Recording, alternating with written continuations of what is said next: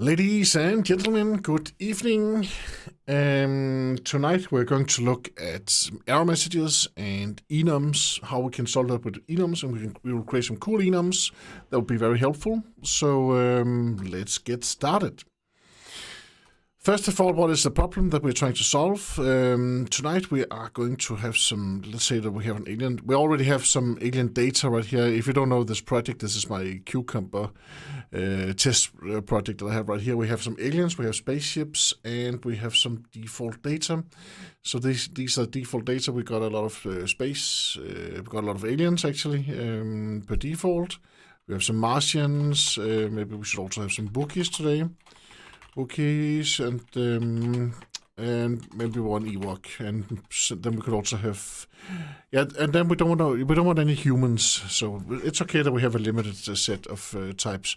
First of all, all of these aliens right here, these should have been made as enums themselves because we have a limited amount of types right here. So, but bear with me, it's just easier to play around with. So these data, so that means that as soon as we start up the project, and because we have add post construct right here, then the database will automatically add all of these aliens into the H2 database that starts up whenever I start up the Spring Boot context. Okay, so now we have the data. So what is the problem? So this is my service that I have right here. Let us say that I want to maybe I want a list of all of the aliens with a specific type. So let us just create that. So this is the service right here. So aliens of type, and we take an argument which is the type right here. And because we now know a lot about streams, if you have been watching my streams video, Java streams videos, then of course you know that we actually want to solve this problem with a stream. We could also use a database lookup. Okay. I think I will use streams actually. Of course, you should use the database lookup if you do something like this yourself. But I'll just say alien repository. I'll just get all. So I'll just let me get all. Find all. There it is. So I want all of the aliens right here. I want to convert that into a stream. Of course, it's wrong. We should make some kind of query right here where we return the. Let us do that. The letter does actually, we will do it the right way. So here we have the alien repository, alien of type right here. We can do that multiple ways. We can use the Spring data, and we can use the method language where you can actually say that you want the aliens with a specific type, or you can use the where you actually define the specific query. And actually, I prefer to do that. So that is exactly what we're going to do. So aliens of type, and then we will create this method on our interface or alien repository. So this is Spring data. We are extending JPA repository. We have, this is the type that we try to get out, and this is the ID. What kind of type is that's along for this example right here. And then we can actually add query on top, like this, and then we can make like 3 quotes, so we can have a multi-line JQL right here. And here we will say we can actually count. We can actually copy. We can copy this JQL up here. Then that saves us a bit of time. So we will select T, which is the alien. Not A. Why is it not A? I don't know why I did not call it A in another example. Select A from alien A. Yes, where A.type. We actually had it. That was a count we had right here. And then we say A.type equals to type. And then of course we have to say that we have a parameter right here, param type right here. And that means that then we will have this string right, this part right here will be replaced with whatever we pass on to the method right there. So then this means that then we actually get then we'll have the type. Okay, so far so good. Let me just go back. So now alien of type actually exists. So we will get and this should actually return a list of aliens like this. That is return type. Yes, introduce local variables, and here we have the alien list. And now what usually happens is in this situation, then of course you're service minded, so you check the server if it's empty. Is empty. If it's empty, then you would actually like to throw an exception, maybe. Throw new. That could be a legal argument exception. It could be a lot of weird exceptions. It could also just be a generic runtime exception where you have some kind of message in it. And then you say the alien type does not exist. And then you have an error message right here. So that is quite cool. But you know that you're probably told when you took your IT education that or when you have a string, then you should always should make constants out of it, right? And then you can reuse the constants. So that is probably something that you would do.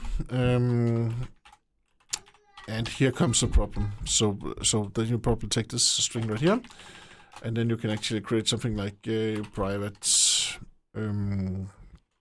final static string, and then you say no type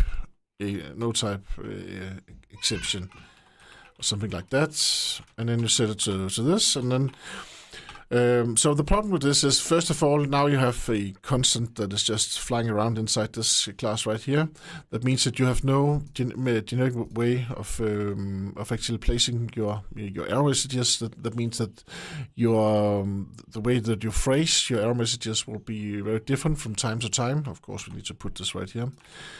So this means that the next error that you will make, maybe in another class, will be totally other language. It could be like maybe I would write that in Danish, you don't know, and maybe you would phrase it like something else, like in Yoda language, right? Like type does not exist for this alien, it does not, or something like that, right? So that is the problem with that. And the other thing right here is that you would actually like to add some more information right here. So that means that you would actually say something like maybe you would actually like to say that the alien type with some kind of type does not exist, and that means that usually you're not that good at string format, so maybe you're also a bit lazy. So you say the alien type, and then here you would actually write plus, because you don't remember how the string format, how you actually trigger it and how it actually works. Then many times you would actually just leave out the constant that you could not see any value of it anyway. And this is exactly what we want to target this problem right here. So instead of doing that, then you should actually create an enum where you have your error messages, and of course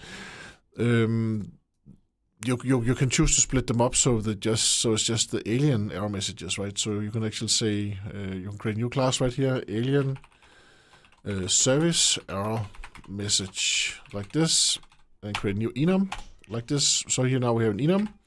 Here you can notate a getter, so that means now I will get, if I have a field, then we can actually get the field, and you probably have already guessed that I actually want a message right here. So this is the message that we want out, and you could actually also create a helper method right here, which says public string one argument or one parameter or something like that. Then you can say string argument, and then you could actually say string.format, return string.format, because now you actually looked up in your textbook from when you when you studied at your university, and then you looked in the textbook and you can actually find the string format. Of course, you will forget this tomorrow, so now you have the string format right here, and then you would say message,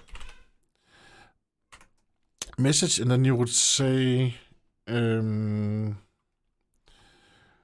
and then you would actually say argument. So now you have created a cool helper method right here, and of course now we just need to put our method now we just need to put our message right here. So here now it will say alien no type, and then we will say %s right here, and we will also say required as constructor, because then Lombok will actually create a constructor that matches this string right here, if you remember to give it the modifier final. So now we have private final string message right here, and you have a nice string actually right here, and you have a nice helper method that says one argument right here. This means that you don't have to think about difficult things like string format. Yeah, so that means that when we come to this runtime error right here, then instead of just instead of placing constants or final statics in our own class right here, now we have a structured place to actually hide away or errors. That means now I can actually write error service error message. So and then I can say dot alien type. Then I can say one argument, and then this type, it is actually the type, the alien type, that's actually the argument. So that means that if I ask for something that, of course, this could also be a checked exception instead of runtime exception, then you could actually create a checked exception, like if you're real nice, then you say new Java class, and then you say, then you can say something like alien list exception or something like that. Alien exception, or just a alien exception. So alien exception like this, and then you extend exception like this. And this exception, it could actually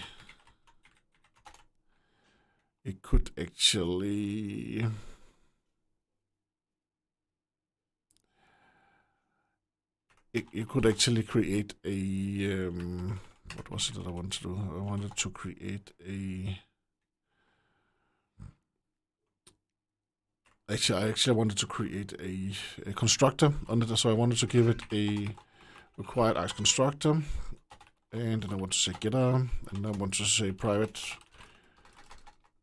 final string, and then some kind of message like this.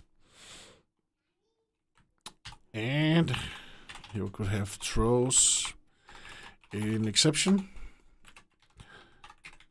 Then here we could say alien exception like this, and then we actually throw, but it was wrong right here. Another thing is when you create your own exceptions, it could also be nice to have a nice to string method on them. So that means that then this will be turned into a good, a nice readable exception. So now you have a checked exception right here. So now let us create a test. So I'll go here and then I'll say, I'll actually go to the top, then I'll say alt insert, and then I'll say test. Yes, please create a test, and aliens of type. Yes, thank you very much. Yes, that's okay. Add it to Git. You can find this project on my GitHub account as usual.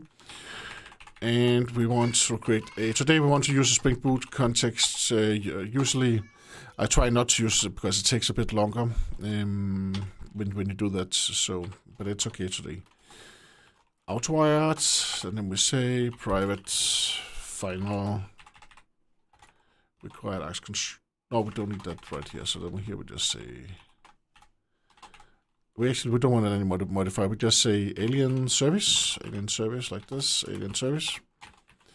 This is the only place that you're allowed to use auto-write. You can only do that in your test. You cannot do that in your real project code. You should always use constructor injection instead, because then you write testable code. If you use at auto-write, that means that you have decided not to write testable code. And please ask your team if that's what you want. But yeah, leave out only use auto-write in your tests. So here we have alien service, then we can say alien of type. Now I'll try to say some kind of type that does not exist, squid, like this, and then yes, it actually it should not do that. We need to surround it with try catch, because we actually assertions. First of all, we want to use assert j, so we say assertions. Then we say assert that, and then we can say that e. Now we are actually asserting something regarding the exception, and then we can say something like we can also say e.getMessage actually, and then we can say that should be equal to, is equal to, and then something right here, and of course that expected string that we expect right there, but that is I'm too lazy to write it, so I'll just copy paste it now. So we are running our test right now, so that means that we will start up the... And there we got the failure, that's good. It was, but the aliens type squid does not exist. Oh, see, the message is not that good, so let us... let me just go and rephrase it just quickly. So we'll go right there, and then we will say the alien... no aliens were found with type. And this means that now when you come with your next error message right here, so now when you come with the next error message right here, that means that now you can actually phrase them and you can use kind of the same language instead of having the messages look way different from time to time. And I'm just going to press play again because I'm too lazy to actually to write that text manually in my test. So I'll just say this is the expected right there. Copy. So now we expect that text, and then now we should have a green test like that. Of course, if you write test-driven development, you would start with creating this test right here, and then you would create the code afterwards. The problem with that is of course that you get less help from IntelliJ, and you probably do changes while doing that, and then you have compile errors right here while doing that. So I think this was almost test-driven development, what we did here. Not completely, but almost. So this is just what I want to show. I want to show that you should actually wrap your messages, and it's not just exception messages. It's like all error messages that you could, also the ones that you could give to the user or something like that. Just wrap them into enums, and you don't have to wrap them into the same enum. You don't have to create a generic one for your whole application. You could try to split it up so it actually makes sense. You could also have one huge exception, one huge enum for your whole application. That's also okay. Then of course, then you're more likely to get the same. The same language, if you will, the same kind of the same type of statements. But definitely do not place private final statics around in your code. It's quite ugly, and you cannot do you cannot provide a nice helper method like this. You get a lot of string formats around in your code also. I really prefer to hide away the string formats like this. I also prefer I don't want to see the strings when I'm around in my code. I just want to see that this was the alien no type error that we have right here, which is fine, right? And it's the context. You should always think about your classes that is a context. So the context is alien service error message, nice context, and then you have an error message named alien no type right there. So that is. I would definitely recommend you not to create generic enums that contain all of the messages for your whole application. Use context instead, because then they're split up and you don't get a list of 100 messages or something like that. Then you just have like maybe 3 or 4 messages instead that you need to deal with. That was actually what I wanted to show you tonight. And thank you very much for your comments as usual. Have a great evening, and I hope to see you again soon. Bye-bye.